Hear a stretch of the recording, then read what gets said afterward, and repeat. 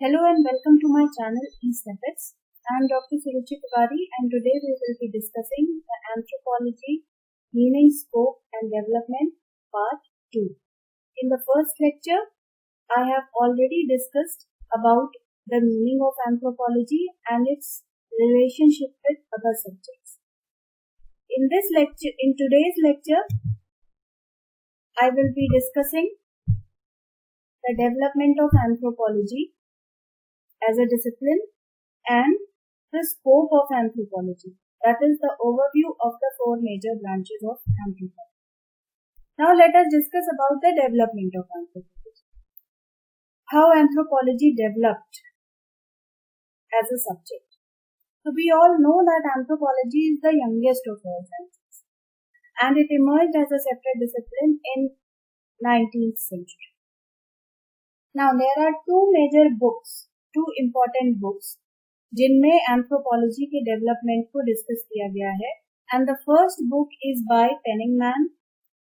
The book is named as 100 Years of Anthropology and it was published in 1935. The second book is the book by Sidney Slotkin and the book is named as Readings in Early Anthropology and it was published in 1963. In these two books, the authors have discussed the progress of world anthropology. इन दोनों किताबों में ये discuss किया गया है कि किस तरीके से एंथ्रोपोलॉजी का डेवलपमेंट हुआ इन 17th, 18th and 19th century. तो पेनिंगमैन ने एंथ्रोपोलॉजिकल डेवलपमेंट को 4 फेजेस में डिवाइड किया है. उन्होंने कहा कि जो पहला फेज था उसको उन्होंने नाम दिया है formulatory period and this phase was before 1835. Second phase को उन्होंने नाम दिया है कन्वर्जेंट पीरियड जो रेंज करता है from 1835 to 1859. The third period was constructive period from 1859 to 1900 and the fourth period is the critical period which range from 1901 to 1935. So these are the 4 major phases proposed by Peningman for the development of world anthropology. लेकिन हमको अपने competitive examination के point of view से इसकी बहुत detailed study करने की जरूरत नहीं है. It is required only when you are doing और pursuing a degree course in anthropology और you are genuinely interested in the subject.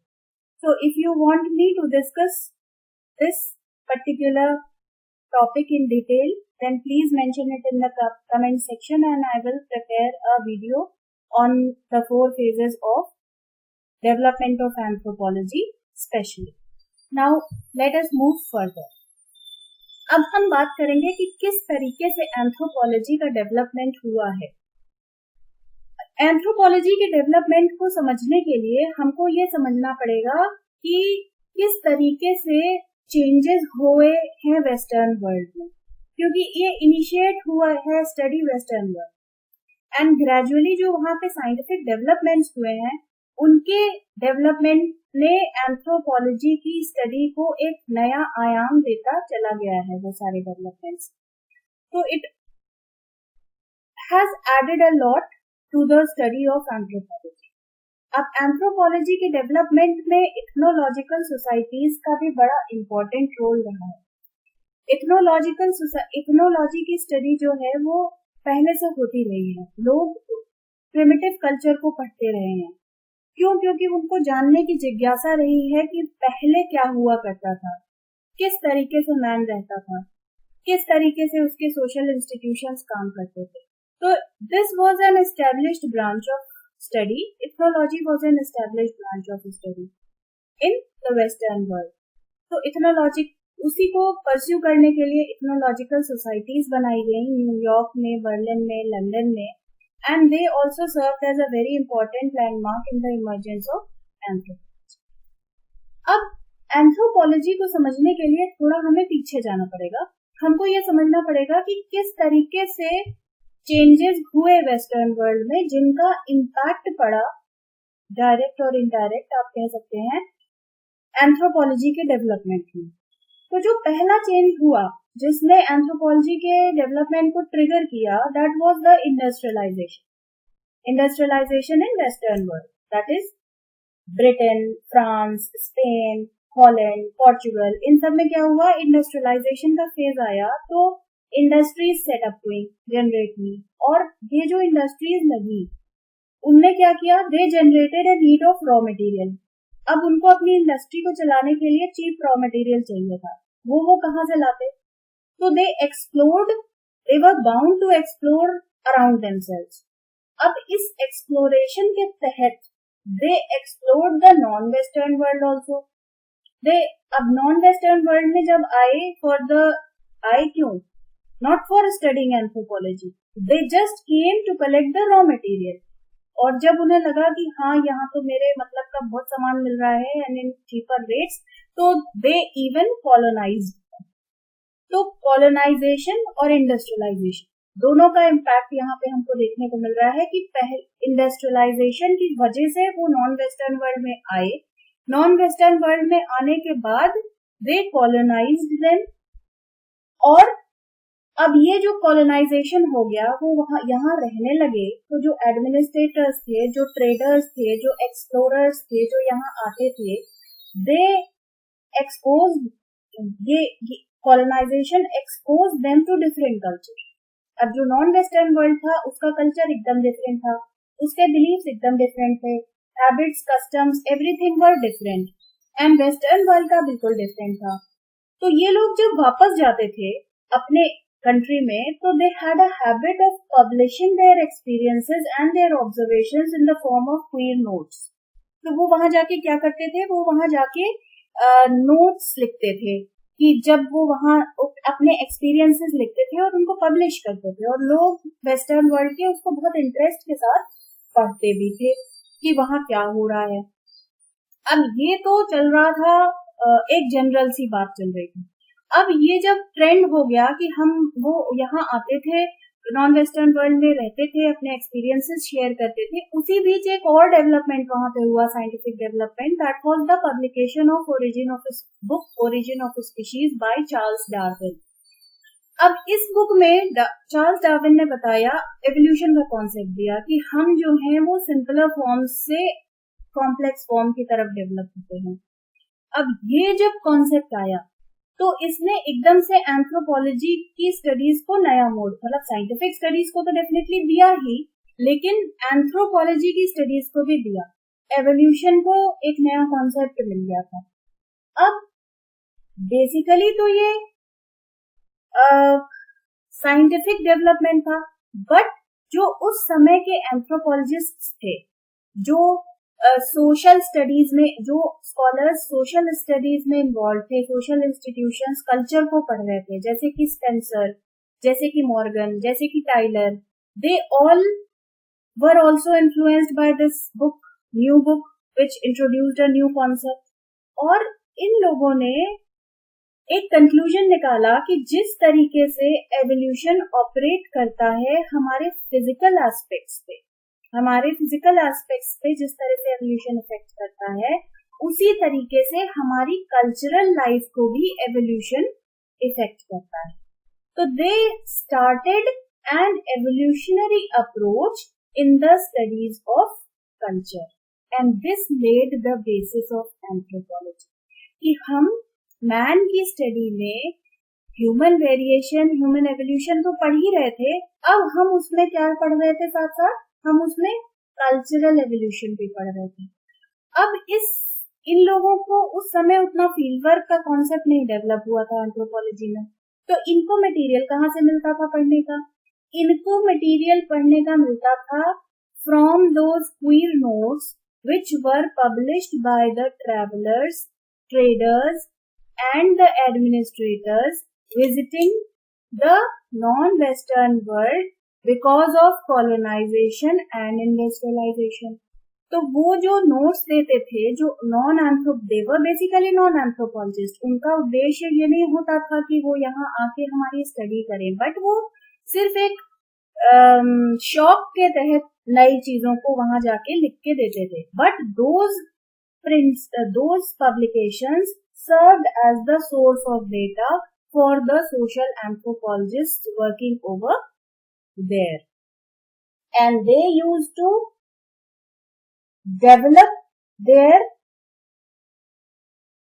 theories, their propositions, and they used to write about people on the basis of these fabricated data collected by non-anthropologists like explorers, missionaries and administrators. तो इस तरीके से हमने देखा कि anthropology develop हुई। तो Charles Darwin का एक बहुत इम्पोर्टेंट रोल है, उनकी बुक का बहुत इम्पोर्टेंट रोल है एंथ्रोपोलॉजी के डेवलपमेंट में, इसीलिए आर मैरिट ने एंथ्रोपोलॉजी को चाइल्ड ऑफ डार्विन भी कहा है।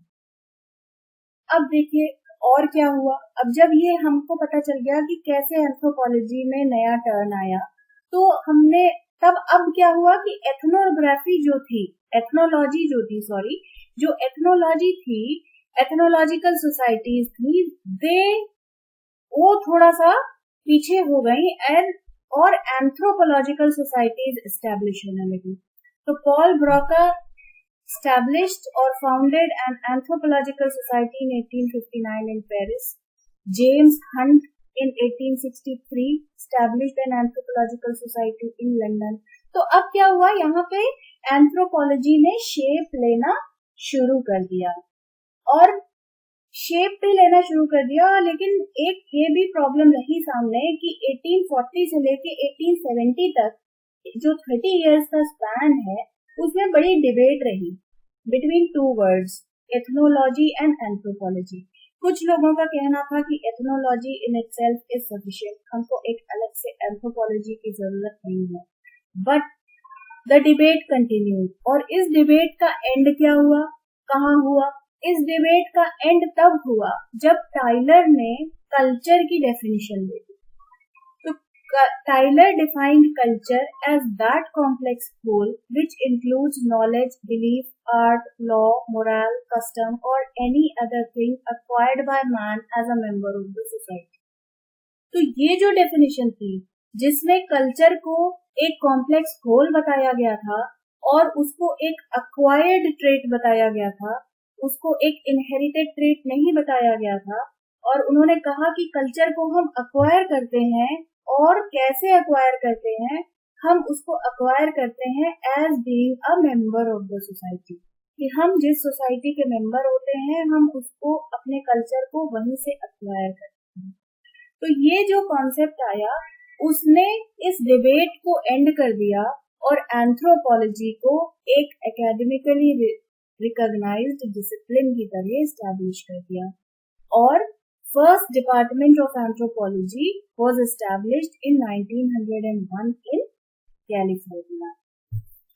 अब आगे देखिए, अब क्या हुआ। अभी हमने आपको बताया कि 19th सेंचुरी एंथ्रोपोलॉजिस्ट क्या करते थे।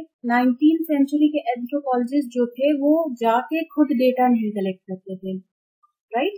They used to use the queer notes published by the travelers, explorers and the administrators as the basis of their work and their propositions.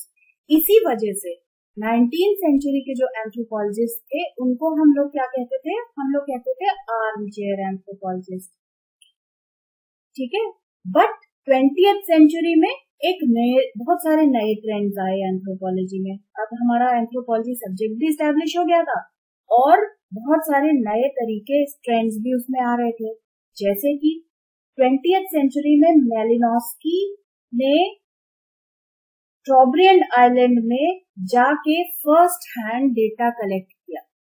वो वहां रहे उनके साथ, और रहने के बाद उन्होंने मतलब जाके खुद पर्सनली ऑब्जर्व करके डेटा कलेक्ट किया, and he introduced the concept of field work in anthropology. और धीरे धीरे बाय 20th सेंचुरी के साथ साथ ये जो फील्ड वर्क का कॉन्सेप्ट था, it became an integral part of anthropology.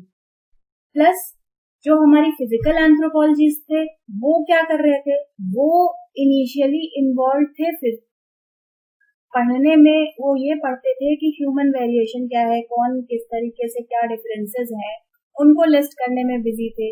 जिसकी वजह से वो रेस का कॉन्सेप्ट ले आए। रेसिज्म उसका एक नेगेटिव इम्पैक्ट था। लेकिन जब हमारी साइंस में और एडवांस साइंस होती चली गई 20th सेंचुरी में, तो हमारा जो फिजिकल एंथ्रोपोलॉजिस्ट का फोकस था वो भी चेंज हो गया। they included genetics and human biology also in their studies.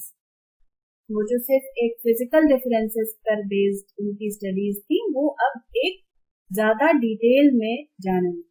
So likewise we सी कि 20th सेंचुरी में हमारा डिसिप्लिन ने अपने बेसिकली अपने आप को एस्टैब्लिश भी कर लिया अच्छे से, और उसमें अपने जो उसकी यूनिकनेस थी उसको भी उसने एक्वायर कर। Now here you can see the milestones which took place in the 19th century and 20th century. I have already explained about them in the previously. Now let us discuss about the scope of anthropology. What is the scope of anthropology? Now, scope क्या होता है? Scope यह होता है कि हम पढ़ते क्या हैं, हमारी एंथ्रोपोलॉजी कहाँ से शुरू होती है और कहाँ जाके वो खत्म होती है, उसका स्टार्टिंग पॉइंट और एंड पॉइंट। तो हमारी एंथ्रोपोलॉजी का स्कोप ये है कि anything that is related to man is comes under the scope of anthropology, be it physical, be it social, be it archaeological, be it linguistic, कुछ भी जो भी मैन से रिलेटेड है वो हमारी एंथ्रोपोलॉजी के स्कोप में आता है। और हमने एंथ्रोपोलॉजी को 4 मेजर फील्ड्स में बांट रखा है। What are those 4 major branches of anthropology? They are physical anthropology, socio-cultural anthropology, archaeological anthropology and linguistic anthropology. अब हम लोग डिस्कस करेंगे एक एक ब्रांच को, थोड़ा डिटेल में हम लोग यहाँ पे डिस्कस करते हैं। Now what do you mean by physical anthropology? Now, physical anthropology is the oldest branch of anthropology. सबसे पहले जब मैन की स्टडी शुरू हुई थी तो हम लोग क्या पढ़ रहे थे, हम मैन के वेरिएशन को ही पढ़ रहे थे। तो this is the oldest, considered as the oldest branch of anthropology. Now Blumenbach is considered as the father of physical anthropology. It studied human ability. और हम पढ़ते क्या है फिजिकल एंथ्रोपोलॉजी में, जैसे कि नाम से ही पता चलता है, हम मैन की फिजिक के बारे में पढ़ते हैं। तो मैन की फिजिक के साथ साथ हम अगर ब्रॉडली उसको 2 पार्ट्स में बांट दें तो हम कह सकते हैं कि हम फिजिकल एंथ्रोपोलॉजी में 2 मेन चीजें पढ़ते हैं, एक ह्यूमन एवोल्यूशन और दूसरा human variation. Now first let us discuss about human evolution, कि हम ह्यूमन एवोल्यूशन से समझते क्या हैं और हम उसे क्यों करते हैं। तो हम ह्यूमन एवोल्यूशन में ये जानना चाहते हैं कि when and how man originated, कि मैन का ओरिजिन कहाँ से हुआ। हम और क्या एक्सप्लोर करते हैं, हम और क्या स्टडी करना चाहते हैं, हम ये स्टडी करना चाहते हैं कि when our ancestors started walking on 2 legs, हमने 2 पैरों पे चलना कब से शुरू किया। हम ये भी पढ़ते हैं कि प्राइमेट्स कौन है, प्राइमेट्स से हमारा रिलेशन क्या है, मैन की एनिमल किंगडम में पोजीशन क्या है, ये भी सब्जेक्ट मैटर है किसका, फिजिकल एंथ्रोपोलॉजी का। बिहेवियर ऑफ प्राइमेट्स ही हम इसमें पढ़ते हैं और उसका एवोल्यूशन भी पढ़ते हैं। लेकिन अब आप सोचेंगे कि हम ह्यूमंस के बारे में पढ़ रहे हैं, हम ह्यूमन एवोल्यूशन पढ़ रहे हैं, तो हम बार बार प्राइमेट की बात क्यों कर रहे हैं, हम प्राइमेट क्यों पढ़ें, हमको तो ये ह्यूमन एवोल्यूशन पढ़ना है। तो ह्यूमन एवोल्यूशन को समझने के लिए आपको प्राइमेट को समझना बहुत जरूरी है। क्यों? क्योंकि प्राइमेट हमारे क्लोजेस्ट एंसेस्टर्स हैं और हम प्राइमेट स्टडीज एंथ्रोपोलॉजी में इसलिए करते हैं क्योंकि हम डिस्कवर करना चाहते हैं उन कैरेक्टरिस्टिक्स को दैट आर डिस्टिंक्टली ह्यूमन, जो हमारी अपनी हैं और उन कैरेक्टरिस्टिक्स के परिप्रेक्ष्य में जो हमने प्राइमेट से एक्वायर की। मतलब we try to discover those characteristics that are distinctly human as opposed to those that might be the part of primate heritage. अब इस कंपैरिजन से हमें क्या मिलेगा? हम क्यों कंपेयर करें? You may ask me. तो हम इसलिए उसको कंपेयर करते हैं कि हम इन्फर करना चाहते हैं, हम ये जानना चाहते हैं कि हमारे एंसेस्टर्स किस तरीके के थे, और जब हम ये जान लेंगे तभी तो we will be able to construct a theory to explain the changes which took place in the fossils, right? जब हम अपने प्रिमिटिव एंसेस्टर्स को समझेंगे, हम उनके बारे में जानेंगे, हम उनके बारे में आज के मॉडर्न ह्यूमन को उनसे कंपेयर करेंगे, then only we will be able to get a clear cut picture and construct a proper theory about it. This is why we study human evolution. Now let us come to the second point, that is human variation. अब human variation में हम क्या पढ़ते हैं? Human variation में we study how and why contemporary human population varies in its physical and biological characteristics.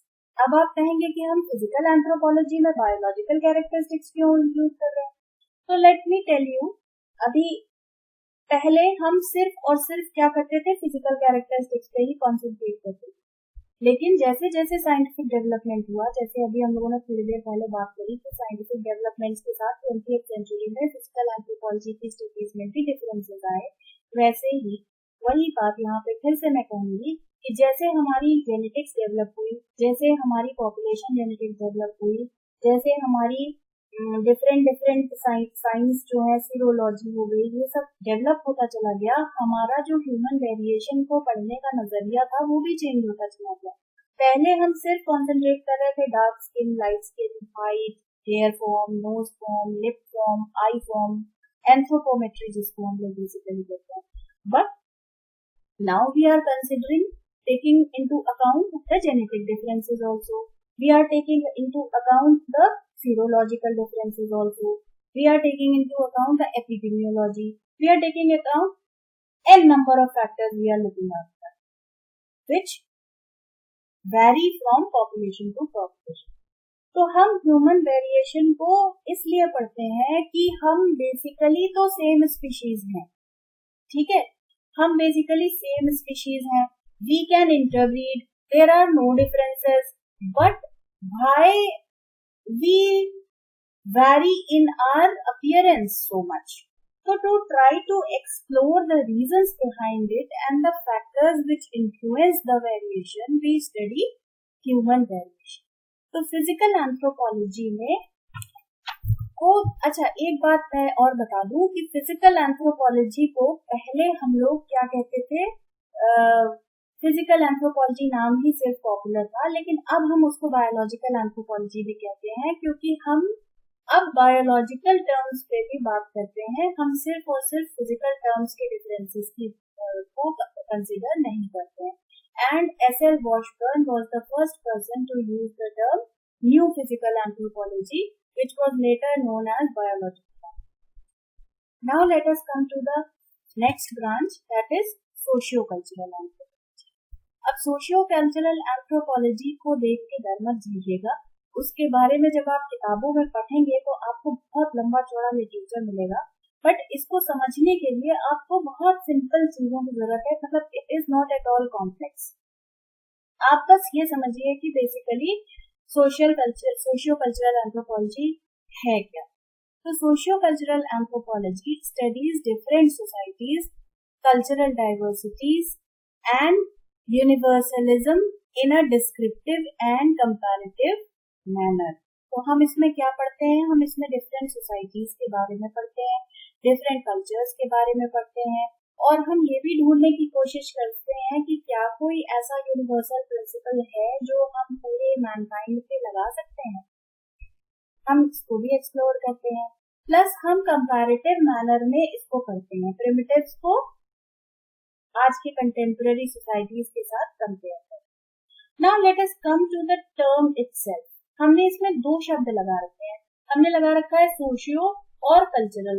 तो हमने socio cultural क्यों लगा रखा है? हम इसको सोशल कल्चरल भी कह सकते हैं, हम उसे कल्चरल भी कह सकते हैं, but we are saying using the term socio cultural. Why? क्योंकि सोशल एंथ्रोपोलॉजी जो टर्म है, this is basically taken from the British school of thought. Britishers जब एंथ्रोपोलॉजी पढ़ते थे, कल्चरल एस्पेक्ट पढ़ते थे सोसाइटीज का, तो वो उसको सोशल एंथ्रोपोलॉजी नाम देते थे। एंड इसमें वो क्या करते थे, इसमें सोशल एंथ्रोपोलॉजी में they use to do comparative study of human societies. यहाँ पे वो सोशल इंस्टीट्यूशंस को मानते थे कि ये बेस है, and culture is the result. जैसा हमारा सोशल इंस्टीट्यूशन होगा वैसा हमारा कल्चर बनेगा। ठीक है, तो सोशल एंथ्रोपोलॉजी में हम सोशल इंस्टीट्यूशंस की स्टडी करते थे, सोसाइटीज की स्टडी करते हैं, और ये मानते हैं कि the whatever is our my social institutions will influence the culture of the society।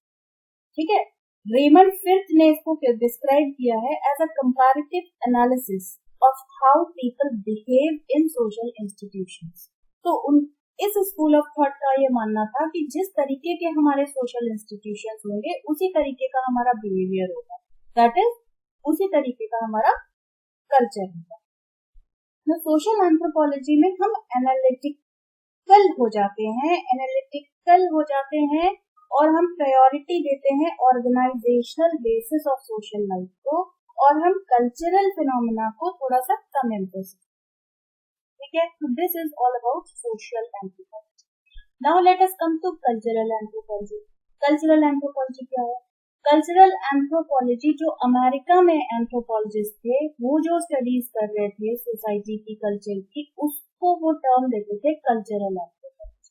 They do not use the term social anthropology, they use to focus on the term cultural anthropology. और generally इसमें हम वो क्या करते थे, generally they use to do ethnographic works with a holistic spirit, right. और उनका basic orientation क्या होता था? उनका बेसिक ओरिएंटेशन ये होता था कि जिस भी तरीके का हमारा कल्चर होता है, वो कल्चर हमारे सोसाइटी को इन्फ्लुएंस करता है, और उस कल्चर के हिसाब से हमारे सोशल इंस्टीट्यूशंस बनते चले जाते हैं। Am I clear in my perspective? I hope so. कि कल्चरल एंथ्रोपोलॉजी अमेरिका में थी, टर्म जो था American anthropologist used to give the name cultural anthropology. वो कल्चर पे फोकस करते थे, कहते थे जैसा हमारा कल्चर होगा वैसे हमारे सोशल इंस्टीट्यूशन होंगे और वैसी हमारी सोसाइटी होगी। जबकि सोशल एंथ्रोपोलॉजिस्ट ब्रिटिशर्स जो थे, वो कहते थे कि जैसी हमारी सोसाइटी होगी, जैसे हमारे सोशल इंस्टीट्यूशंस होंगे, उसी तरीके का हमारा कल्चर। तो ये बेसिक डिफरेंस है सोशल एंथ्रोपोलॉजी और कल्चरल एंथ्रोपोलॉजी। लेकिन with the advent of the time और in the 20th century the differences were sorted out, और अब आज की डेट में सोशल और cultural anthropology both of them complement each other in a very very good manner. और अब हम टर्म यूज करते हैं सोशियो कल्चरल एंथ्रोपोलॉजी। अच्छा, दो टर्म्स और मैं बता दूं यहाँ पे जो बहुत इंपॉर्टेंट है, एक है इथनोलॉजी और एक है इथनोग्राफी। तो इथनोलॉजी क्या है? Ethnology it can be defined as a comparative study of primitive culture in historical perspective. अगर हम किसी प्रिमिटिव कल्चर को पढ़ते हैं, उसके हिस्टोरिकल पर्सपेक्टिव में हम कंपेयर करते हैं उसके पास्ट से, किसी भी कंटेम्प्रेरी सोसाइटी की, then we are doing the ethnology. ठीक है, and what is ethnography? Ethnography जो है वो एक डिस्क्रिप्टिव अकाउंट होता है। अगर हम किसी भी सोसाइटी में वहां रह के उनकी वे ऑफ लाइफ क्या है उसको प्रेजेंट करते हैं, एक डिस्क्रिप्टिव अकाउंट देते हैं, तो दैट इज इथनोग्राफी। इथनोग्राफी में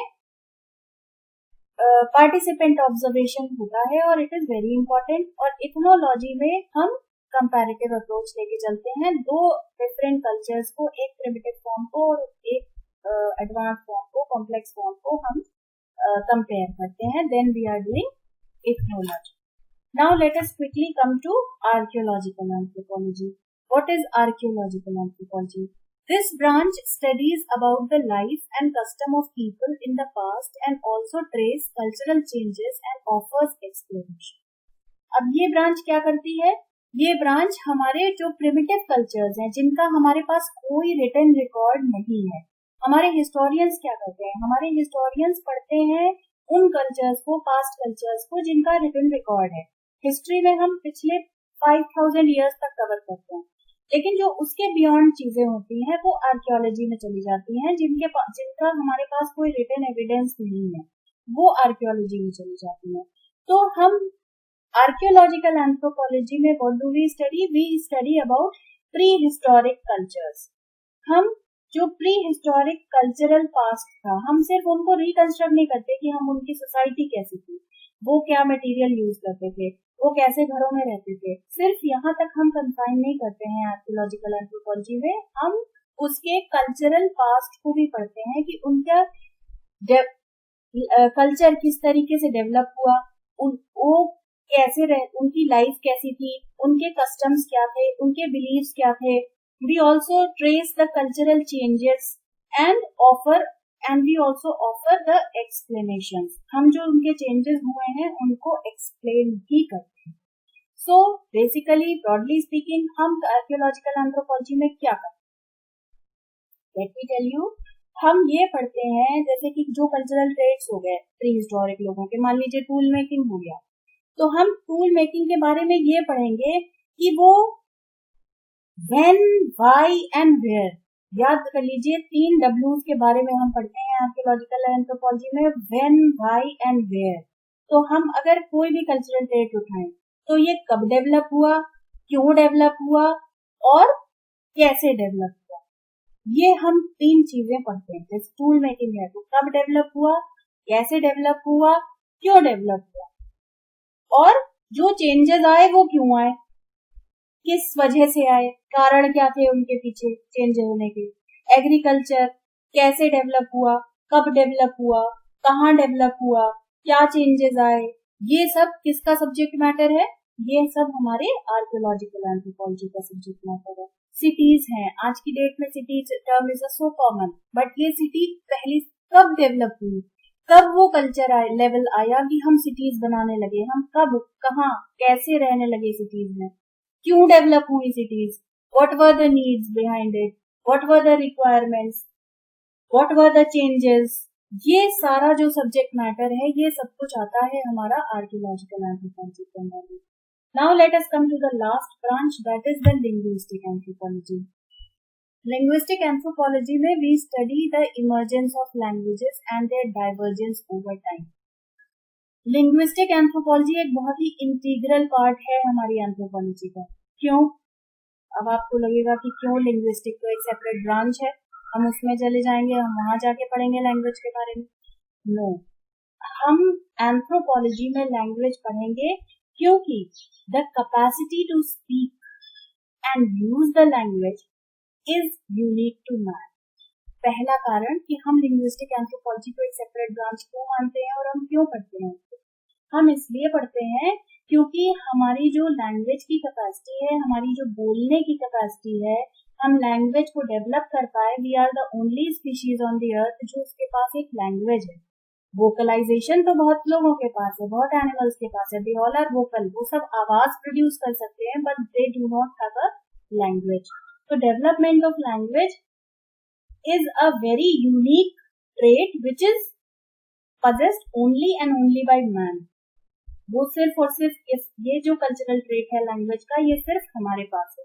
और हम इसका यूज काहे में करते हैं? हम इसका यूज करते हैं अपने कल्चर को पास ऑन करने में, हम अपने कल्चर के बारे में कम्युनिकेट करने में यूज करते हैं लैंग्वेज को एज अ टूल. अगर हमारे पास लैंग्वेज नहीं होती तो हम अपने कल्चर को आगे नहीं बढ़ा पाते. आप एक एनिमल को कोई चीज सिखा दीजिए, आप एक रैट को कोई चीज सिखा दीजिए, वो अपनी नेक्स्ट जनरेशन में पास ऑन उसको नहीं कर सकता क्योंकि उसके पास लैंग्वेज नहीं है. आप एक डॉग को टेम करते हो घर में, आप उसको बहुत सारी चीजें सिखाते हो, लेकिन क्या वो अगली जनरेशन में पास ऑन करता है? नहीं करता. वो अक्वायर जरूर करता है, वो बिहेवियर को लर्न जरूर करता है, लेकिन वो अपनी नेक्स्ट जनरेशन को पास ऑन नहीं कर पाता क्योंकि उसके पास लैंग्वेज नहीं है टू कम्युनिकेट, लेकिन मैन के पास लैंग्वेज है because of which we are able to communicate our cultural traits to the next generation. इसलिए लैंग्वेज की स्टडी एंथ्रोपोलॉजी में बहुत इंपॉर्टेंट हो जाती है।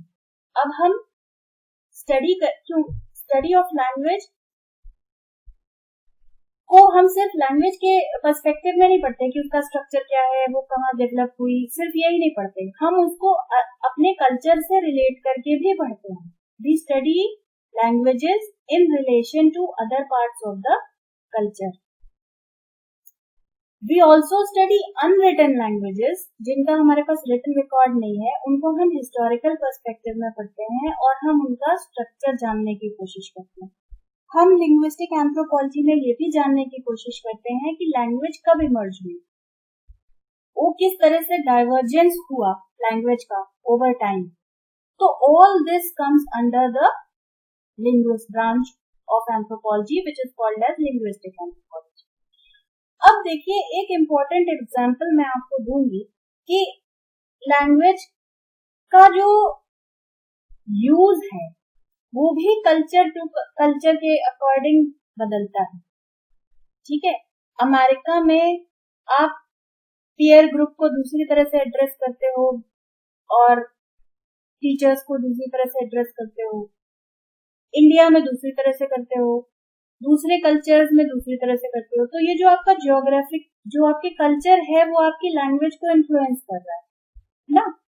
ऐसे ही हम लोग अगर और थोड़ा सा मैं इसको सिंप्लीफाई कर दूं तो मैं ये कह सकती हूँ कि आप एक रिक्शे वाले से बात करते हो जो आपसे उम्र में बहुत बड़ा है, ठीक है, तो आप उससे क्या कहते हो? आप उसे कहते हो तुम चलोगे, तुम खाओगे, तुम क्या करने जा रहे हो, या आप उसे तुम कहते हो, राइट। और अगर आप अपनी उम्र से बड़े किसी व्यक्ति से मिल रहे हैं जो अच्छी इकोनॉमिक पोजीशन होल्ड कर रहा है, जो आप अपने यहाँ के डीएम से मिल रहे हैं, तो क्या आप उनसे कहेंगे कि तुम उठो, तुम चलो, तुम खाओ, तुम पियो? You will use the word तुम over there? No, you will not. You will use the term आप। तो ये जो लैंग्वेज है, ये हमारी ये जो यूज ऑफ वर्ड्स हैं, ये किससे इन्फ्लुएंस हुआ? ये इन्फ्लुएंस हुआ आपके सोशल पोजीशन जो आप होल्ड कर रहे हैं, जो सोशल स्टेटस आप होल्ड कर रहे हैं। आप गरीब व्यक्ति से दूसरी तरह से बात करते हैं, आप अमीर व्यक्ति से दूसरी तरह से बात करते हैं, आप टीचर से दूसरी तरह से बात करते हैं, आप अपने दोस्त से दूसरी तरह से बात करते हैं। तो ये जो डिफरेंसेस हैं, ये हमारे सोशल स्टेटस के अकॉर्डिंग वेरी करते हैं, हमारे इकोनॉमिक स्टेटस के अकॉर्डिंग वेरी करते हैं। और ये भी सब्जेक्ट मैटर काहे का है? ये भी सब्जेक्ट मैटर हमारा लिंग्विस्टिक एंथ्रोपोलॉजी का। So in linguistic anthropology, we study a lot of things, and linguistic anthropology is totally different from linguistics, right? So thank you for being so patient and listening to my lecture. If you like it, please mention it in the comment, and if you want me to focus on some topics more, or if you want me to make a video on a particular topic, then please also comment in the box. And thank you again for being so patient, and please like and subscribe and share my channel. Thank you so much.